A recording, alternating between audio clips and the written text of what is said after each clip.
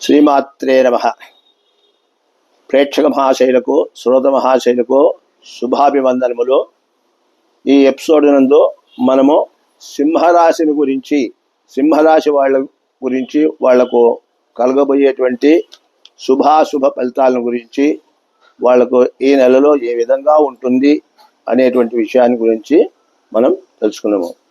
అనగా జూలై నెల ఆషాఢ మాసంలో వీళ్లకు ఏ ఫలితాలు ఉంటాయనేది తెలుసుకుందాం. ఈ రాశి వారికి శుభ ఫలితములు బాగా ఉంటాయి, ఎక్కువగా ఉంటాయి అన్నమాట. వ్యాపారులకు, ఉద్యోగస్తులకు మంచి ఫలితాలు కలుగుతాయి అన్నమాట. నూతన వస్తువులను కొంటారు. క్రొత్త వారితో వీళ్ళకు పరిచయాలు కూడా కలుగుతాయి.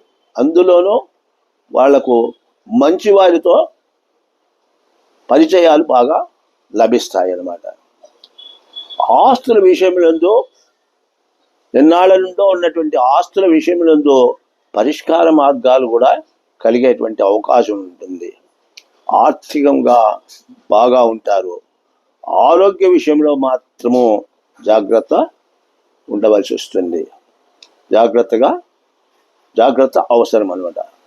అందువల్ల ఈ యొక్క సింహరాశి వాళ్ళు ఈ మాసంలో ముఖ్యంగా శనేశ్వరుని దర్శించడము, శనేశ్వరునికి తైలాభిషేకం చేయించడము, శనివారాలు నూగులు దానం చేయడము, ఇటువంటి యొక్క పనులు చేస్తూ వస్తే, ఈ విధమైనటువంటి జాగ్రత్తలు వీళ్ళు తీసుకుంటే ఈ సింహరాశి వాళ్లకు ఇంకా వాళ్లకు మంచి ఫలితాలు కలిగేదానికి అవకాశాలు ఉంటాయి. ఓం స్వస్తి.